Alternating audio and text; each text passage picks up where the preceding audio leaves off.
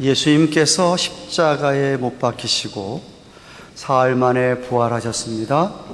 그리고 당신이 부활한 것을 제자들에게 실제로 보이시기 위하여서 약 40일 동안을 부활하신 주님께서 제자들을 만나시고 그렇게 부활하신 것을 나타내 주시고 교제를 하셨더랬습니다.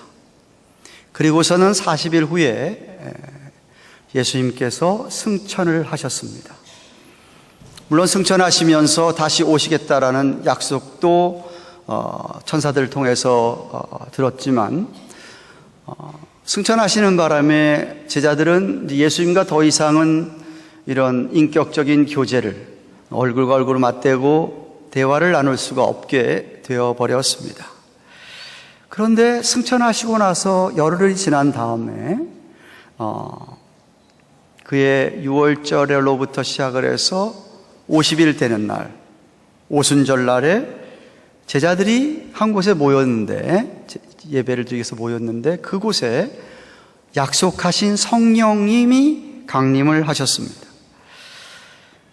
물론 성령의 강림은 구약 성경 요엘서 2장 29절에서 이미 예언되어진 것처럼 성신을 보내주겠다라고 하신 약속대로 오신 것이고, 또 예수님보다 6개월 전에 와서 마지막 선지자 역할을 했던 존 더 배프티스트, 세례 요한도 예수님 자기는 물로 세례 주지만 자기 뒤에 오신 예수님은 성령으로 세례를 줄 거다라는 말씀을 증거를 하였더랬습니다. 또 예수님도 스스로, 본인 스스로도 자신이 나중에 부활 승천하고 난 다음에 성령을 보내주시겠다라고 또한 약속을 하셨습니다. 그래서 성령이 정말 그날 임한 것이었습니다. 허주 교수에 의하면 이날의 성령 강림은 예수님의 메시아 사역의 열매다. 메시아 사역이라고 하는 것은 그리스도의 삼중직이었던 왕직이었고 제사장직이었고 선지자직이었는데, 그 중에서 이 제사장, 우리를 위하여 우리를 내어버려 두지 아니하시고 혼자 있게 아니하시고 함께 우리를 돕기 위해 보내주신 성령님을 보내주신 것이기 때문에 아마 그렇게 해석을 하여서 메시아 사역의 열매다. 그리고 또 하나는 그 제자들 모인 자리에 성령이 임했다고 하는 것은 그 제자들이 정말로 하나님의 언약 백성이다. 커버넌트 피플이라는 것을, 언약 백성인 것을 확증해 주는 것이다 라고 해석을 하였습니다. 바로 오늘이 올해 부활절 4월 첫날 부활절이었어요. 그렇죠? 4월 8일이었나요? 1일이었나요? 그 부활절 지나고 난 다음에 오늘이 50일째 되는 날입니다. 다시 말하면 오늘 2000여 년 전에 성령께서 우리 한 150명, 160명이 여기에 있는데, 그때 당시에는 1장을 보니까 약 120명 정도의 예수님의 제자들이 모여서 사도 베드로에게 말씀도 듣고 또한 그리고 기도도 하고 그러는 모인 곳에 오늘 1절에 보면 성령이 임했다라고 말하고 있기 때문에 참 이 본문의 사건을 오늘도 우리가 좀 기억하면서 성령 강림절 혹은 성령 강림 주일로 오늘 우리가 드리고 있는 것입니다. 성령이 강림했다는 사실은 정말 역사적인 전무후무한 일대의 사건이었습니다. 오순절, 펜타커스라고 하는 것은 맥추절 혹은 칠칠절로도 불리우는 보리농사, 밀농사가 되어서 추수를 하고 하나님 앞에 그 열매들을 감사하면서 그 오순절 날을 기념하여서 드리는 제단을 쌓는 날이었습니다. 이날 제자들이 한 곳에 모여서 아마 1장 얘기한 대로 아마 마가의 다락방으로 여겨지는데, 그들이 그렇게 하나님 말씀의 말씀을 의지하고 거기 다 한 곳에 모여서 기도도 하고 예배도 하고 그런 것 가운데 성령이 임한 것인데, 그들이 성령을 막 달라고 기도해서 주신 것이 아니고 하나님께서 때가 되셔서 하나님의 경륜, His providence, 그 섭리 안에 하나님께서 그날 성령이 강하게 그 마가의 다락방에 임한 것이었습니다. 언제 임했냐냐 하면 한 곳에 모여 있을 때. 잘 들으세요. 신앙생활은요, 혼자 하는 거 아니에요. 혼자 하는 거 아니에요. 나 혼자 성경 읽고 묵상하고 경건의 시간 갖는다 한 일부분이지 그거 바른 신앙생활 아니에요. 그러고서는 교회 모임이나 이런 건 다 무시하고 성도 교회들 다 무시하고 혼자서 신앙생활하는 것 unbiblical, 비성경적입니다. 성경은 그렇게 안 가르치고 계세요. 예수 그리스도의 이름으로 성도들이 모였을 때 그때 성령께서 역사하시는 겁니다. 신앙생활을 절대 혼자 하는 것이 아니에요. 자꾸 그래서 모여야만 합니다. 여러분이 모여야 돼요.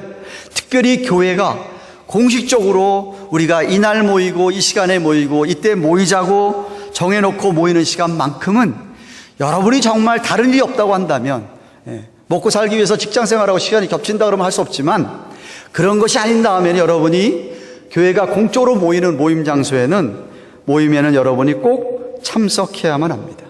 그래야 하나님의 능력을 경험할 수가 있어요. 유명한 마틴 로이 존스라고 하는, 지금 고인이 되었습니다마는 영국의 유명한 목사님, 웨스트민스터 처치를 목회하셨던 그분은 이렇게 얘기했습니다. 우리가 어느 집회, 어느 모임에 빠졌을 때에 하나님께서 그 집회에 놀라운 은혜를 부어주실 것을 어떻게 아느냐라고 하였습니다. 그러니까 그게 거기에 빠졌다고 하는 것은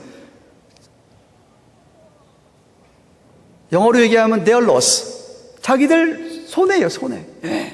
내가 그 예배 자리에, 내가 있어야 될 모임의 자리에 안 간 것은 다른 사람이 손해가 아니라 안 간 그 사람이 손해인 것이. 그때 하나님께서 성령의 놀라운 역사로 은혜를 크게 부어주실 줄 내가 어떻게 아느냐, 이런 말씀을 하신 거예요. 이날도 생각해 보세요. 오순절 날도, 사도행전 2장에도 거기에 모인 약 120여 명 되는 제자들 외에는 성령이 그렇게 막 불같이 임하고 막 그렇게 바람 같은 소리가 막 나면서 임하는 경험을 못 해본 거예요. 안 참석한 사람들. 하고 싶어도 못한 것이에요. 그러므로 성도들이 한 자리에 모인다고 하는 것은 너무나도 중요합니다. 여러분이 모이는데 열심을 내야 될 큰 이유가 그거예요. 예배 시간을 소중하게 여기고 여러분이 사모해야만 합니다. 그러면 그 소중하게 여기고 사모하는 영혼에게 성령께서 반드시 역사한다고 저는 믿습니다. 상한 심령을 치유하시고, 하나님의 뜻에 따라 여러분이 해결할 수 없는 것들을 하나님께서 그 문제들을 해결해 주실 것입니다. 어쩌면 우리가 모임을 사모하지 않기 때문에, 게으름 때문에, 혹은 우리 마음이 세상 어디에 다른 거에 미련을 두기 때문에, 그래서 그런 모임에 함께하지 못하기 때문에 성령의 역사를 경험하지 못하고 성령이 우리 안에서 충만하게 역사하지 못하는 것이에요. 제자들이 그렇게 한 곳에 모였을 때 2절부터 4절을 보시면 홀련히 갑자기 이 소리입니다. 하늘로부터 급하고 강한 바람 같은 소리가 있어 저희 앉은 집에 온 집에 가득하며 불의 혀같이 갈라지는 것이 저희에게 보여 각 사람 위에 임하여 있더니 저희가 다 성령의 충만함을 받고 성령이 말하게 하심을 따라 다른 방언으로 말하기를 시작하니라. 이날 처음 성령이 강림할 때 두 가지 큰 사인이 있었어요. 큰 표징이 있었어요. 하나는 큰 바람 같은 소리 같은 그런 소리가 들렸다고 합니다. 또 하나는 막 불이 막 혀같이 막 갈라지는 이런 비유적인 그러한 모습이 나타났다고 했는데, 이것은 새로운 현상이 아니고 사실 구약 시대에 하나님이 현현하실 때, 디어펜이라고 얘기하죠, 영어로. 하나님이 현현하실 때, 하나님이 임하실 때에 종종 그러한 놀라운 사인들이 있었어요. 그래서 창세기 15장 17절이나 출애굽기 여러 곳에, 신명기서에도 보면 하나님의 이런 임재와 함께, 현현과 함께 오는 사인들이 있었다는 말씀입니다. 그렇기 때문에 오늘 이 본문에서 성령이 처음 임하였던 이 사건은 초자연적인, 슈퍼내추럴한 Divine Intervention이었다는 것이죠. 하나님의 초자연적인 신적인 어떤 그런 역사, 그런 기원이 그날 가지고 있다는 것이에요. 그래서 성도들이, 그 안개의 성도들이 다 그것을 알 수 있도록 그렇게 있었던 현상이었습니다. 물론 오늘날은 성령님이 이렇게 임하지 않습니다. 처음 성령이 임할 때 그렇게 임하신 것 뿐이에요. 예. 처음이기에 놀라운 현상을 보여준 것이에요. 그래서 그곳에 모인 제자들에게 성경에서 예언되어진 보혜사 성령님, 그 성령님이 실제로 임한 증거를 나타나게 되었던 것이었습니다. 여기 주의할 것은 여러분 여기서 얘기하는 바람 같은 소리, 같다라고 표현했습니다. 불이 혀같이라는 표현이 됐죠. 그러니까 바람이나 불이 성령이 아니에요. 성령님은 눈에 안 보이는 거예요. 눈에 안 보이는 하나님의 영, 주님의 그리스도의 영이, 양자의 영이 각 사람, 거기 모든 사람 심령 속에 충만하게 거하게 되었다, 역사했다는 뜻입니다. 여기 충만하게 받았다라고 하는 의미는 성령이 그들의 심령을 완전히 컨트롤, 완전히 주장했다, 이 소리입니다. 그 상태가 됐다는 거예요. 여기서 여러분들이 꼭 아셔야 될 게 있습니다. 성령이 충만하게 이때 임했다는 것이 이 무속 종교, 샤머니즘에서 얘기하는 무당들에게 임하는 신들림, 입신이라고 얘기하는 그런 거나 무슨 환각적인 상태에 들어가는 것, 그거 아니에요. 그거 성령 충만 아니에요. 그런 거 아니에요. 악한 영이 그렇게 할 수는 있을지 몰라도 성령님은 그렇게 역사 안 하세요. 성령님은 인격적인 분이에요. 그게 무슨 소리냐면 똑똑히 이성적으로, 지성적으로 이렇구나라고 깨달을 수 있도록, 그것이 내 마음에 정말 뜨겁게 역사해서 내 감정이 복받쳐 오를 정도로 그렇게 되고 내 의지조차도 그 성령님께 완전히 복종할 수밖에 없는 그런 상태에 이르는 것이 성령 충만이에요. 오늘 설교가 딱딱할지 모르겠습니다만 너무나 중요한 설교예요. 성령론에 대한 이야기예요. 잘 아셔야 돼요.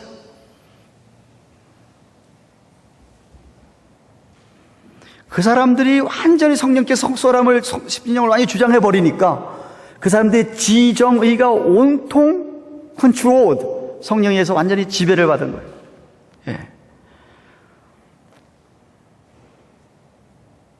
말하는 것도 그러니까 성령의 그 속사람이 역사하는 성령에 대한 말을 하게 되고, 행동하는 것도 그렇고 다 온통. 사도 바울은 에베소 5장 18절에 술 취하지 말라, 이는 방탕한 것이니 오직 성령의 충만을 받으라 그러면서 성령 충만한 것을 술 취한 것과 비교해놨어요. 술 취한 것과. 술에 취하게 되면 그 술콜, 알코올, 그 술 기운이 그 사람을 온통 지배하잖아요. 컨트롤하잖아요. 그래서 그 사람이 술 기운에서 말하게 되고 노래하게 되고 술 기운에서 막 싸우고 그러잖아요. 담대하게. 그런 것처럼 성령 충만한 게 뭐냐? 성령이 완전히 그 사람을 컨트롤해가지고 성령이 그 사람을 말을 하게 하고, 성령이 그 사람을 찬송 노래하게 하고, 성령이 그 사람을 담대하게 누구든지 정말 이야기하게 하고, 부끄럽지 않게 여기고, 수치스럽지 않게 하고, 평소에 가질 수 없었던 용기도 생기고, 내 고집이나 내 생각, 내 주장은 다 내려놓고 완전히 성령께서 정말 하시는 것처럼 말하고 행동하고 찬양하게 되는 것이 바로 성령 충만이에요. 그래서 이 성령 충만한 사람들에게 꼭 나타나는 열매가 있어요. 이따 보겠지만 전도의 열매도 있고, 갈라디아서 5장 22, 23절에 말하는 것처럼 오직 성령의 열매는 사랑과 희락과 화평과 오래 참음과 자비와 양성과 충성과 온유와 절제니 이 같은 것을 금지할 법이 없다 그랬으니까 이런 9가지 열매들이 성령 충만한 사람들한테 나타나게 되어 있는 것이에요. 제가 제일 안타까운 게 뭐냐면, 성령 받았다고 너무 좋다고, 나 뭐 이런 은사 받았다 그러면서 막 그러는데 그분의 삶에서 이런 열매들이 안 나타나는 거예요. 사랑도 없어요. 누구하고 화평하게 지내지도 못해요. 온유, 겸손, 뭐 찾아볼 수 없는 거예요. 그럼 죄송하지만 그건 성령 충만이 아니에요. 성령 충만하면 열매가 나타나겠어요. 열매가. 왜 에비던스가 있어요. 증거가 있어야 돼요. 근데 성경이 말하는 성령 충만의 증거는 그런 거 아니에요. 뭐 입신하고 뭐 꼬꾸라지고 이런 거 아니에요. 인격적인 성령님께서 인격적으로 우리 가운데 역사하는 모습들이 나타나야 된다는 말을 하고 있는 거예요. 오늘 본문에서 보면은 그처럼 제자들의 심령이 성령이 충만이 되었을 때 제일 처음으로 나타난 역사가 뭐냐면 4절에 보면 다른 방언으로 얘기했다 해서 다른 방언이에요. different language예요. 네. 그들의 입에서 튀어나온 말이 갈릴리 사람들인데 아람어를 얘기하는 게 아니에요. 히브리 말 하는 게 아니에요. 다른 나라 말을 하고 있는 거예요. 네. 그 방언이라고 하는 것이 무슨 의미가 전달되지 않는 게 얘기하는 거예요. 분명한 의미를 갖고 있는 말이었어요. 알아들었어요. 예. 여러 다른 종류의 foreign language였어요. 외국어였어요. 그래서 5절 이하에 기록된 내용을 보면 더욱 그게 분명해져요. 그때 오순절 절기를 지키기 위해서 그 지역 여러 나라에서 예루살렘으로 모여들었어요. 오순절이니까 77절 맥주를 지켜야 되니까. 예. 근데 그때 보면은 경건한 유대인이 천하 각국으로부터 와서 예루살렘에 우거하고 있었다라고 했어요. 이스라엘 역사를 아시지 않습니까?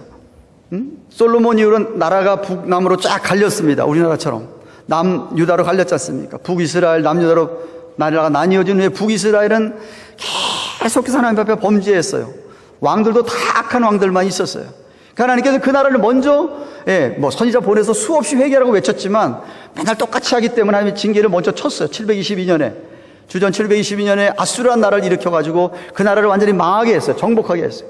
그리고 아수르 사람들이 그 사람들 다 포로 잡혀가거나 다른 데로 다 끌고 가버렸어요.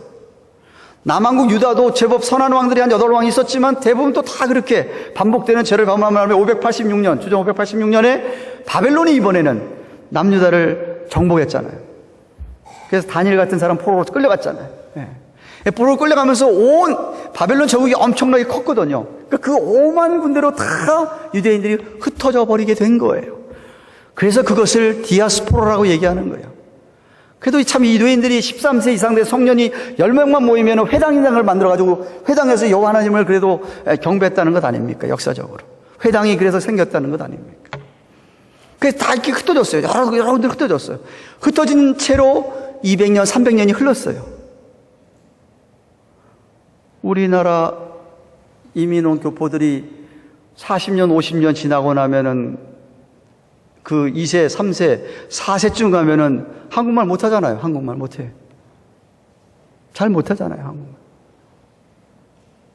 유대인들도 마찬가지였어요. 유대인들 나름대로 민족성이 강해서 자꾸 그 토라를 가르치고 해서 히브리어를 알고 깨달을지 몰라도 말하는 거는 전부 다 일상 용어는 그 나라 말들 한 거예요. 더군다나 거기다가 오늘 본문에 보면은 그 이방 나라 사람들 가운데 유대교로 개종한 사람들도 있었어요. 개종한 사람들. 로마 사람들 가운데서 유대교 믿어서 개종한 사람도 있었던 거예요. 아프리카 사람 가운데서 유대교로 개종한 사람이 있었던 거예요. 그런 사람들이 모인 거예요. 오늘 본문에도 보시면 9절 이하에 보세요. 우리는 바데인, 메데인, 이게 페르시아 얘기하는 겁니다. 엘리민, 메소포타미아, 유대, 가바도기아는 터키 지역입니다. 본도 아시아까지 나옵니다. 소아시아.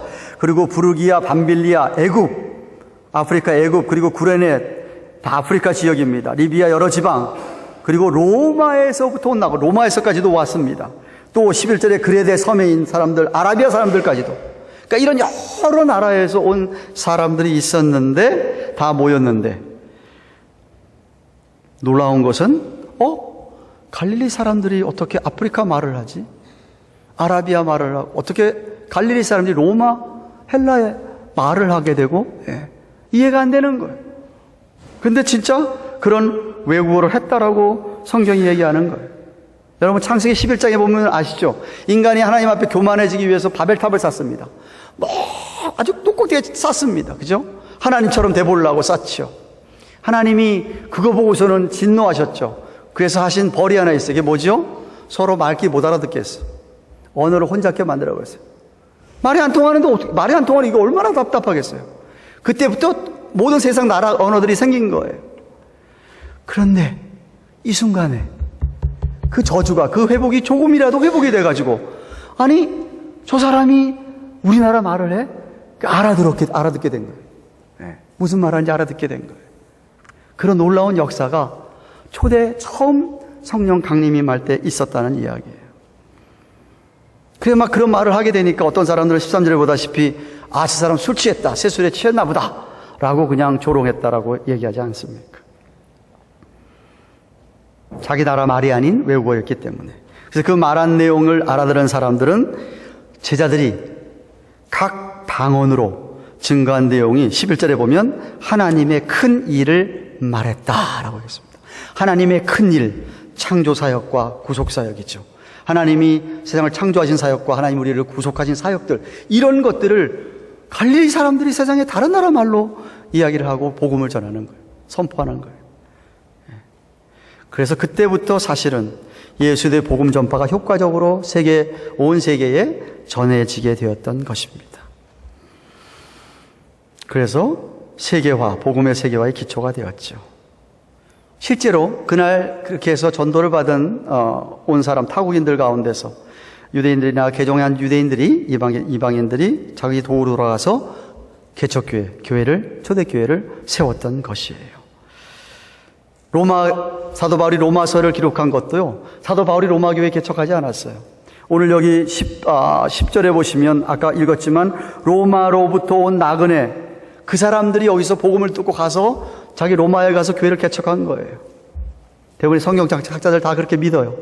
그래서 그 로마에 개척한 교회를 놓고 바울이 그 교회에 대한 소식을 들은 다음에 고린도에서 로마에 편지를 쓴 게 로마서예요. 이와 같이 성령의 충만함을 받은 즉시 따라온 최초의 반응은 능력 있는 복음 전파로 나타났습니다. 오늘날도 마찬가지예요. 정말 성령 충만하다면 성령 충만을 받은 성도들의 입에서는 복음이 전해지게 돼 있어요. 복음이 전해지게 돼 있어요. 도저히 가만히 있을 수가 없죠. 하나님의 일에 관해서 이야기하게 되고, 하나님 예수님 십자가에 대해서 이야기하게 되고, 내가 틀림없이 체험한 하나님의 구원 역사를 전하지 않고 견딜 수가 없다는 말씀입니다. 그게 그 안에 성령께서 충만하게 역사하고 있다는 증거입니다. 실제로 예수님께서도 여러분 잘 아는 말씀이잖아요. 성령이 너희에게 임하시면 너희가 권능을 받고 예루살렘에서 유다와 사마리아 땅끝까지 이르러서 증인된다고 이야기하지 않았습니까? 능력이 임하기 때문에. 그렇죠? 그러므로 우리의 입이 열리고 우리의 심령이 뜨거워지는 것이야말로 성령께서 여러분 안에 충만하게 충동시켜서 역사하기 시작했음을 보여주고 있는 것입니다. 그래서 그 성령의 지배를 받고 충만한 자가 나아가서 그렇게 복음도 전하고 성령의 열매들을 사랑과 희락과 화평과 오래 참음과 자비와 양성과 충성과 온유와 절제와 같은 열매들을 나타내기 때문에 안 믿는 사람들이 보고 나도 예수를 믿어야 되겠구나라고 전도가 된다는 말씀입니다. 사랑하는 가든교회 교우 여러분, 성령님이 이미 오셨습니다. 잘 들으세요. 믿는 사람이라고 한다면, 진실로 예수를 믿는 사람이라고 한다면 그 사람은 성령이 이미 그 심령에 인을 쳤어요. 에베소서 1장에 하면. 그러니까 성령을 다 받으셨어요. 성령 안 받으시면은 예수 믿을 수가 없어요. 성령 받은 사람이기 때문에 예수 그리스도를 믿는 거예요. 그것을 다른 말로 표현하면 성령 세례라고 하는 거예요. 그러니까 성령 세례를 받지 않은 사람이 물 세례를 받을 수가 없어요. 목사를 속여서 받을 수도 있겠지. 군대에서 세례 받는 건 다 그렇다며요. 속여서 받을 수 있을지 모르겠지만 진실로 세례를 받는, 물세례를 받는 사람이라고 하는 것은 성령 세례를 받은 사람이 물세례를 받는 거예요. 물세례라고 하는 것은 모든 사람 앞에서 내가 이제 예수님과, 신랑대 예수님과 나는 연합되었다, 하나 되었다는 걸 공표하는 결혼 예식이잖아요. 영혼의 결혼 예식이잖아요. 성령 세례를 받은 거예요. 기억하세요. 근데 성령 충만과 성령 세례 받는 건 좀 다른 점이 있어요. 물론 오해하시면 안 돼요. 어떤 사람에게 성령 세례가 임할 때 어떤 사람은 그 아주 기가 막힌 신비한 경험을 통해서 성령 세례를 경험할 수 있어요. 그래서 확신할 수 있어. 와! 근데 어떤 사람에게는 그런 신비한 체험 없이도 성령의 세례가 임할 수 있어요. 어떻게 알지요? 말씀을 보면 알 수 있어요. 말씀을 보면. 그래서 중요한 게 뭐냐면 말씀을 믿는 게 먼저예요. 말씀을 믿는 게. 말씀을 믿으면 여러분 모르는 사이에 성령님이 여러분에게 인을 치신 거예요. 나는 그런 거 없는데요. 성령 안 받아. 이렇게 말하면 곤란해요. 무식한 얘기. 우리 가든교회 교인 그런 사람 있으면 정말 제가 창피한 거예요. 그렇지 않아요. 성경은 그렇게 안 가르치고 있어요. 성령이 어디서 왔다 오는지 모르는 신비한 주의 영인데, 예. 어떤 사람에게 그런 신비한 체험이 있어서 확신할 수 있죠. 어떤 사람에게는 나도 모르는 사이에 성령이 임할 수 있다는 이야기예요. 물론 그런 체험이 있는 사람이 뭔가 신앙생활 좀 더 다이나믹하게 역동적으로 할 수는 있겠죠. 그리고 정말 성령 받은 사람이라고 하면 또 살아가면서 신앙을 하면서 하나님께서 성령님께서 또 그런 은혜를, 특별한 은혜를 주시지요. 또 그게 있어야 되고. 예. 그러나 제가 지금 말씀드리고 싶은 거는 오늘 성경에 임한 거는 성령의 충만함이었다 그랬습니다. 성령의 충만함이었다. 성령의 충만함이 있다. 이게 우리에게 필요한 건데, 이게 우리 예수 그리스도를 믿는 사람들에게 이 세상을 살아가면서 세상에서 만나는 모든 어려움들을 이기게 하고 우리로 하여금 역동적인 신앙생활을 할 수 있게 하는 게 바로 이 성령 충만함이라는 거예요. 모든 성도들의 삶을 풍성하게 할 수 있는 것은 그 사람이 성령의 철저한 인도를 받고 철저한 지배를 받았을 때에, 그럴 때 우리가 우리의 삶이 풍성해지는 거예요. 특별히 영적 전투에서, 세상에서의 이 악한 영들과의 대적에서 우리가 이기려면 정말 성령의 충만함이 필요합니다. 물리적인 힘으로 되는 게 아니에요.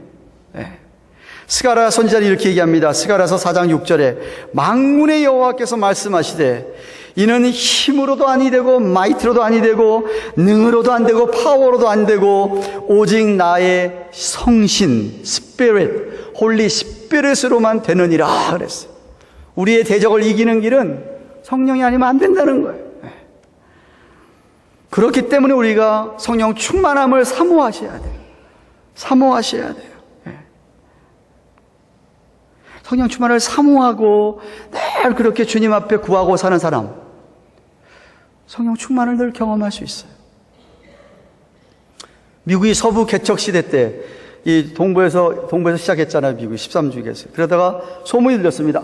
저 서부에 가면 금이 있다. 금 캐러 가자 해서 많은 사람들이 그냥 마차 타고 가다가 죽기도 하고 막 해서 서부로 갔잖아요.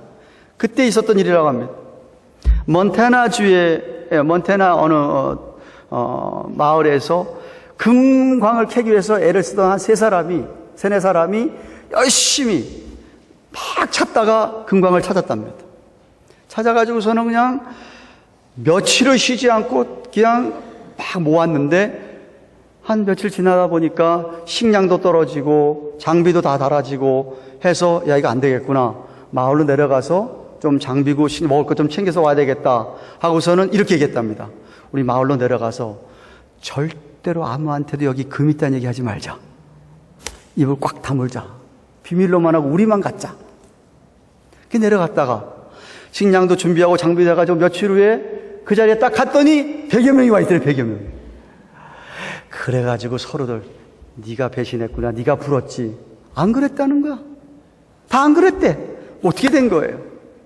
그래서 100여 명 찾아온 사람한테 물어봤대요. 그랬더니 이렇게 얘기하더랍니다. 말 안 했는데 얼굴만 봐도 알겠더라고.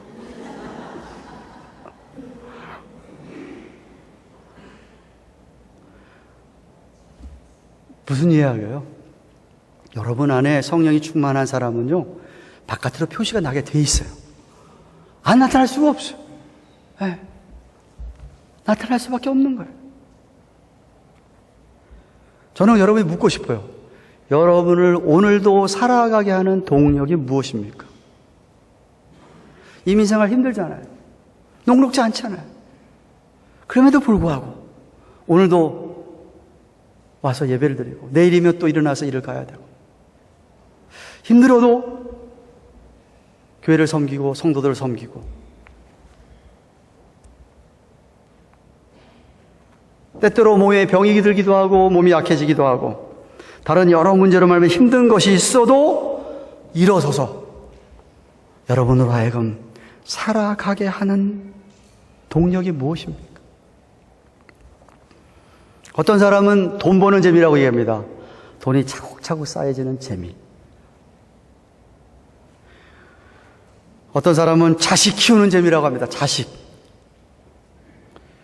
어떤 사람은 또 취미생활. 오늘 열심히 잘 가서 벌면 이번 토요일에 가서 골프 한번 때릴 수 있으니까 그 재미로 사는.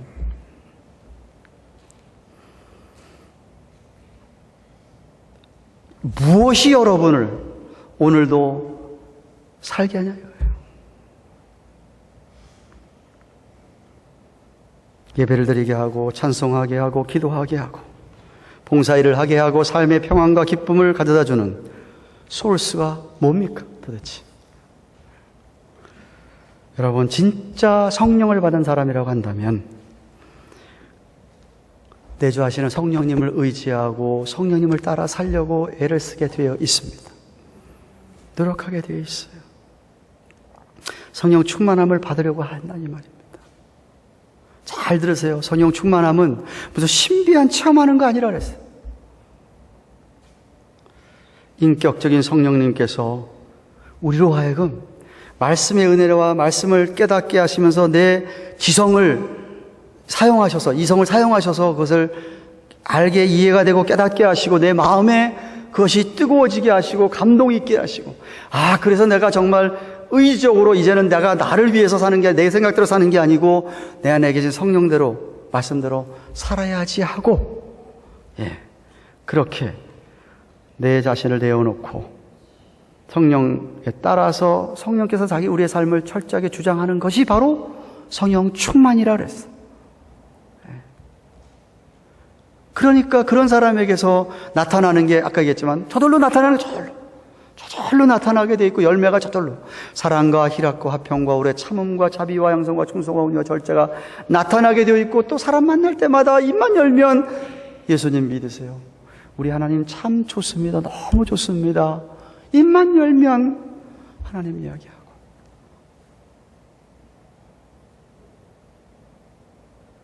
사랑하는 여러분, 말씀을 맺습니다. 오늘 하나님 나라의 필요로 하는 사람은 누굴까요?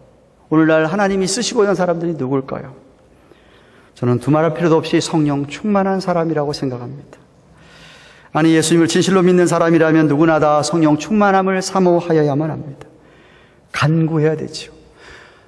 성령이 충만함을 못하게 하는 게 있습니다. 아까 잠깐 지나갔지만 여러분 가서 설교 보면 다시 읽으십시오. 구약 시대의 성령님은 성령님이 임했다가 떠나기도 하셨어요. 사울 왕의 예를 들까요? 이스라엘 백성들이 다른 나라들도 다 왕인데 왜 우리 왕이 없냐, 우리가 왕이 없어서 이 모양인가 보다 하고 왕 달라고 했어요. 하나님, 니들 왕은 나한테 무슨 또 왕이 필요하냐고 싫어하셨어요. 근데 계속 달라 그러니까 그래 가져라고 줬어요. 사울 왕을 줬어요. 사울 왕이 성령이 임했어요. 정말 겸손했어요. 시작 잘했어요. 근데 성령이 그를 떠났어요. 악령이 들어갔어요. 그랬더니 시기 질투가 먼저 났잖아요. 다윗을 시기 질투하기 시작했잖아요. 그리고서는 해서 안 될 짓을 했잖아요. 자기는 제사를 드리면 안 되는데, 순종할 사람이 제사를 드리면 안 되는데, 왕은 하면 안 되는데 빨리 전쟁해야 된다고 자기가 제사를 드려버렸어요. 그래서 사무엘 선지자한테 야단 맞았잖아요. 무엇이 무엇보다 낫다? 순종이 제사보다 낫다. 2번씩이나 야단 맞았어요. 버림받았어요. 자살했잖아요. 그래서 구약 시대에는 그러니까 여러분이 아셔야 돼요. 구약과 신약의 큰 하나님의 역사가 다른 게 너무 많아요. 구약 시대 때 그렇게 성령 역사했다가 떠나게 됐지만은 신약에서는 그렇지 않아요. 예수님이 성령을 주신 후에는, 아까도 우리 성령을 몇 번 읽었어요. 성령 우리 속에 거하시고 우리가 한번 떠날 수가 없어요. 떠나시는 분이 아니에요. 영원토록 천국 가서도 성령님 우리와 함께 하시는 분이에요. 안 떠났어요, 성령님 우리를. 그러니까 우리가 그렇게 기도하면 안 돼. 성령님 나를 떠나지 말아주세요. 이런 기도하는 거 아니에요, 우리는. 우리 안에 계신데 뭘 떠나주지 말라고 기도해. 그거는 다윗이 바세바를 갖다 간음했을 때 회개하면서 성령님 나를 떠나지 말라고 한 거예요. 그거 다윗이 하는 기도예요. 우리에게는 그런 기도가 필요 없어요. 성령 우리에 떠나지 않으세요. 우리 안에 거하시고 항상 우리와 함께 하세요. 그런데 그렇게 함께 하는 것만으로 만족하면 안 되고, 그 성령님이 나를 완전히 주장하고 컨트롤하도록 우리 자신을 내어드려야 돼요. 그게 성령 충만한 거예요.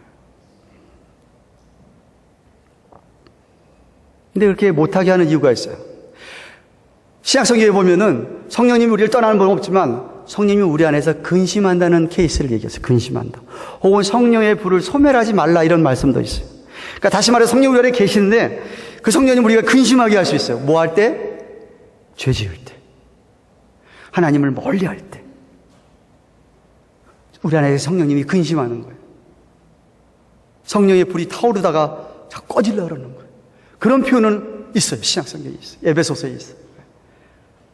그래서 만약에 저와 여러분이 하나님과 우리 사이에 막힌 담이 있다고 한다면, 지은 죄가 있다고 하면 죄를 회개하셔야 돼요. 그리고서는 간구하셔야 돼. 성령님 충만하게 역사해 주시옵소서 하고 간구하셔야 됩니다. 그러면 여러분 안에 성령께서 충만하게 역사하시고 정말 여러분이 하나님 나라의 귀한 일꾼들로 쓰임받게 될 줄로 믿습니다. 이 세상을 이겨간 능력이 거기서 오는 줄로 믿습니다. 기도하십시오.